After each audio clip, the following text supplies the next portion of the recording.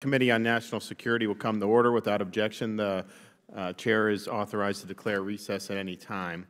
We're here today to talk about the bureaucratic challenges to recovery after one of the most devastating hurricane seasons in history.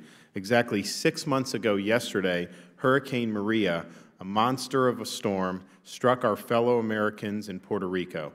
The island sustained deadly 155-mile-an-hour winds and 20 to 30 inches of rainfall in a period of just 24 hours. Sadly, lives were lost as a result. Now, the President took action by deploying the full weight of the United States government. Within 6 days of Maria's landfall, more than 10,000 federal employees were deployed to aid in the recovery. Puerto Rico's residents were completely without electricity. Thousands of homes and businesses were destroyed. Individuals found themselves with no power, no water, and no way to communicate with one another. Emergency response crews have operated around the clock to restore these critical services ever since, but there's still more to do. Thanks to the hard work and generosity of countless people, thousands of meals and gallons of water have been distributed. Children are back in school, and the most vulnerable, again, have access to medical care. But we need to do more. As of last week, there were still as many as 150,000 people without power across the island. Interruptions due to overloads or equipment failures still happen virtually weekly. Additionally, 96% of the island now has access to potable drinking water, but when you look at the different regions, you see, for example, that 17% of the population in the western portion of the island are still lacking their own safe water supply. 88% of the gas stations are up and running, 92% of grocery stores are open, but 2/5 of the roadways are still either closed or impassable. And more than 890 generators are still the primary source of power for some key facilities, including the wastewater treatment plants and the San Juan Financial District.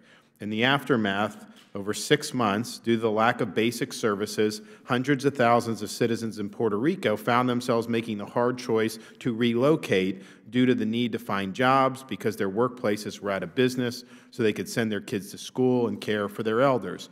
They have moved to many states. One of the main points of entry has been my state of Florida, where there's been a major effort to offer relocation assistance.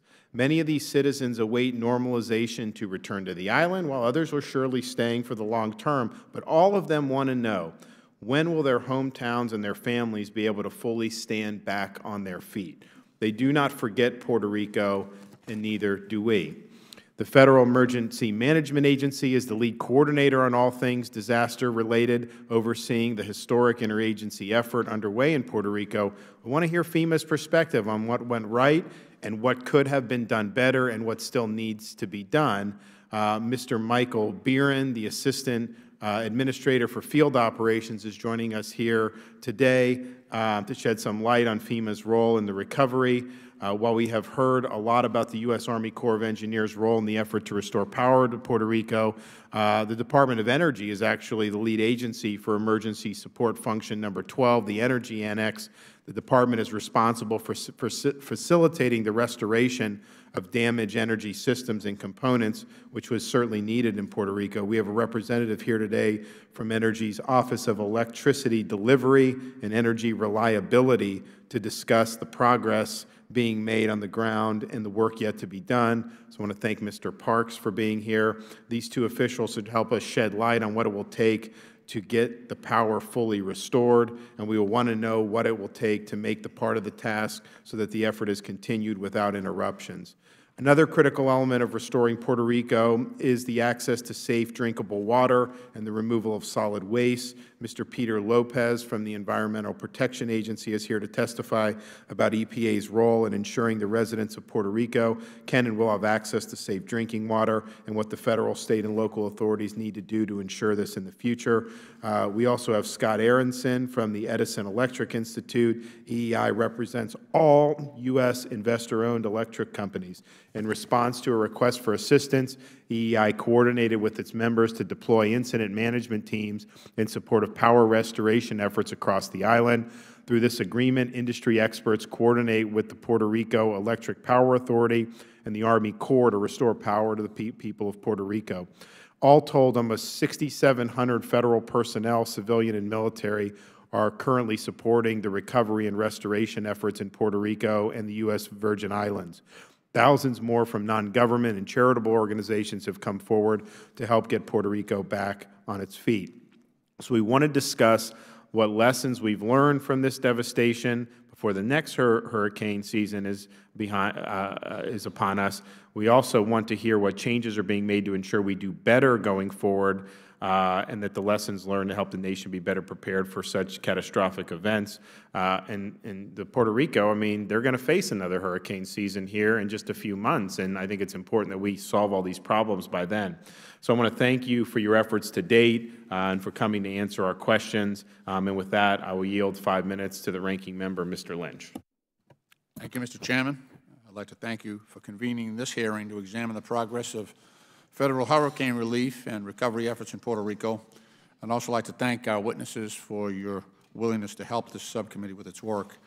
It is the mission of the Federal Emergency Management Agency, also known as FEMA, to, quote, lead America to prepare for, respond to, and recover from disasters with a vision of a nation prepared, close quote. The critical role of FEMA is as our nation's coordinating federal entity in response to all domestic disasters demands that the agency operate at maximum efficiency in order to mitigate the devastating effects of national emergencies on the safety and security of the American people. In the aftermath of the landfall of 2 Category 5 hurricanes, Irma and Maria, just 2 weeks apart on Puerto Rico in September of 2017, FEMA has led federal relief and recovery efforts to provide emergency food and water, temporary housing, health care, power grid restoration, and other basic services to the survivors of this continuing humanitarian crisis. Regrettably, however, the agency's mission has been greatly impaired by many of the same oversight challenges that undermined the failed federal response to Hurricane Katrina back in 2005. Puerto Rico and its 3.5 million American citizens deserves better. I think we all agree on that. As reported by the Select Committee to investigate the preparation for and response to Hurricane Katrina in 2006, FEMA logistics and contracting systems did not support a targeted, massive, and sustained provision of commodities. That was the finding to affected Gulf residents. The agency did not have advanced contracts in place that anticipated what supplies would be needed in the wake of a hurricane. According to the Select Committee, this, quote, led to chaos and the potential for waste and fraud as acquisitions were made in haste, close quote. Our own committee hearings into Katrina contracting in 2006 revealed instances where debris removal contractors would arrive at a federal dump site, check in, and then drive away, only to return later with the same truckload of debris and receive double payment. The federal government also spent millions of dollars on contracts with companies to install temporary blue plastic sheeting on damaged homes. These blue roofs were billed to the American taxpayer but never installed. Despite the lessons learned from Hurricane Katrina more than a decade ago, we are once again receiving a similar report of waste, fraud, and abuse in federal contracting relating to the Puerto Rican relief effort. Nearly 1 month after the hurricane hit the island, FEMA awarded a $156 million contract to a one-person company owned by Tiffany Brown, Tribute Contracting, LLC, to provide 30 million emergency meals. Ms. Brown received the contract despite her failure to fulfill at least 5 previous and much smaller federal contracts. This is one woman. Those previous contracts included a 27,000 federal prison system contract that was canceled because she could not deliver the required beans, flour, and spaghetti and other food. As the sole employee of her company, Ms. Brown sought help in fulfilling her new FEMA contract and hired a wedding caterer with 11 employees to freeze dry meals. In a letter sent to FEMA last month, members of the Senate Government Affairs Committee also underscored that Ms. Brown's initial 9-page bid appeared to be plagiarized from several readily available sources on the Internet. While FEMA eventually canceled the contract after Ms. Brown could only deliver 50,000 of the required 30 million meals, the residents of Puerto Rico, the American taxpayer, and this committee are left asking how FEMA could have awarded the contract in the first place. Similarly, in October of 2017, the agency awarded 2 contracts totaling $30 million to a newly formed Florida company, Bronze Star LLC to provide emergency tops and plastic sheeting for repairs in Puerto Rico. The company was owned by Richard and Keon Jones, two brothers operating out of a single-family house. They had never received a federal contract or delivered these materials before. FEMA also eventually canceled the contracts in November and admitted that it had not performed due diligence. President Trump has graded the federal relief and recovery effort in Puerto Rico as, quote, great, close quote, amazing, close quote, tremendous, and a 10 out of 10. I don't think so. It may have been a 10 for Tiffany Brown and the Jones brothers, but it surely hasn't been a 10 for the people of Puerto Rico or for the U.S. taxpayer. In light of these and other reports, congressional oversight will serve an even more critical role in ensuring that our massive recovery effort will not be further impeded by a failure to properly vet federal contractors. I strongly urge the agency to comply with this committee's request for documents pertaining to the federal preparedness and response to Hurricanes Irma and Maria in Puerto Rico and the U.S. Virgin Islands. This includes a bipartisan document request by our full committee chairman, Chairman Gowdy, and Ranking Member Cummings over 5 months ago. I'd also urge the leadership of this committee to organize a bipartisan oversight delegation to the damaged areas, as we did in 2005 following Hurricane Katrina. I know that the Massachusetts delegation, led by Senator Elizabeth Warren, were there in January and brought back a very informative report. But that would allow us to conduct direct oversight of federal recovery efforts, receive firsthand accounts from the affected people, and hopefully get this right. Thank you, Mr. Chairman. I really do appreciate you holding this hearing, and I look forward to discuss these and other issues with our witnesses, and I yield back the balance of our time.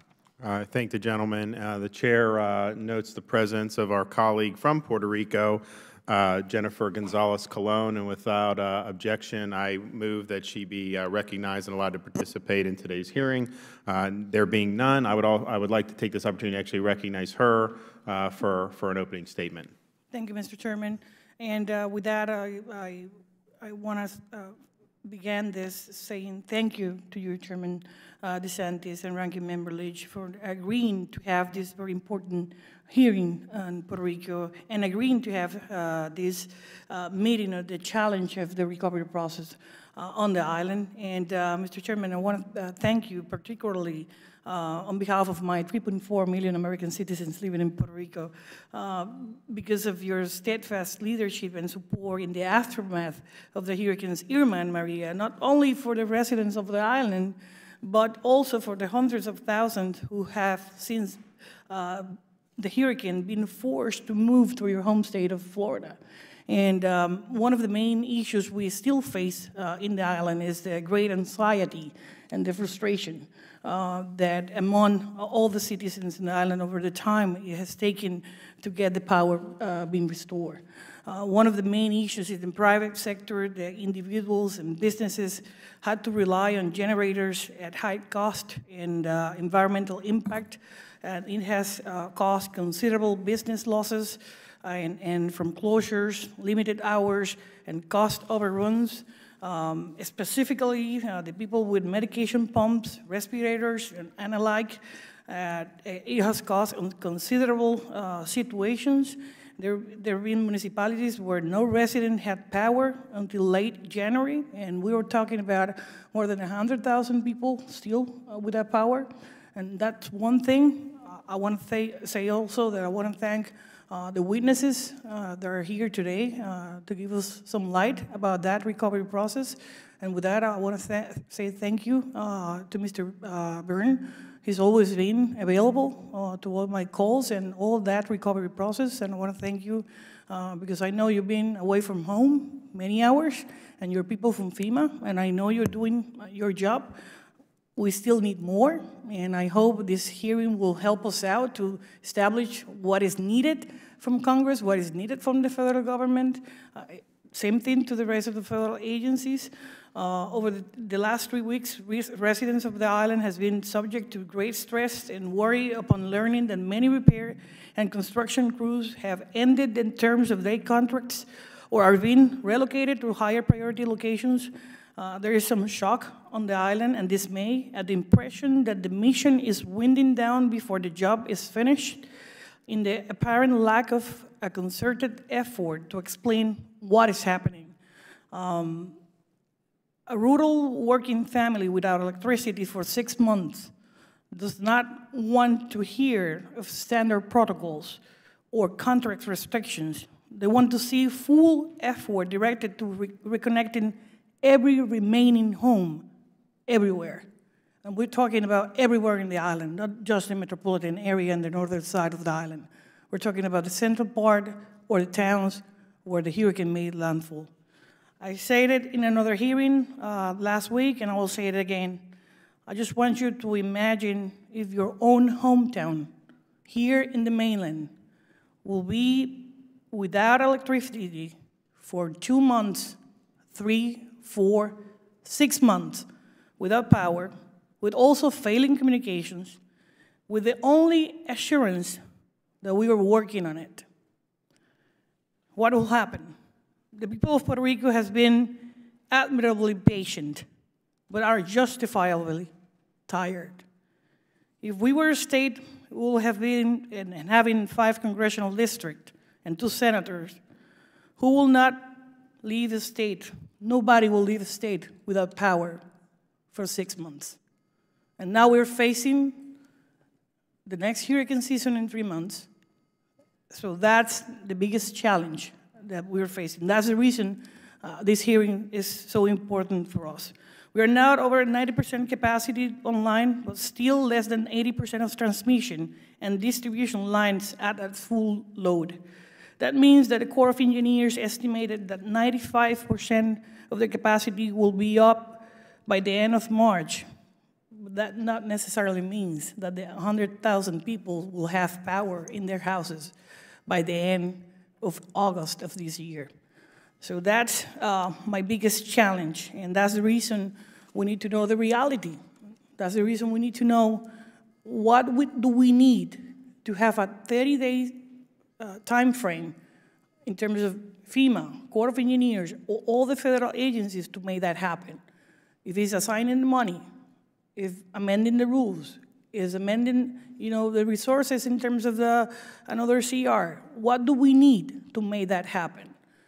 For that, we need to bear in mind that rebuilding needs to be done in such a manner as to consider the possibility of such a catastrophic event happening again. Hurricane season starts, as we already said, in 3 months, and we have presented with other colleagues from both sides of the aisle amendments to open up the staff for act limits so we can be more flexible and not just patch up what is broken, but rebuild to update standards, Section 2601 of last month's CR.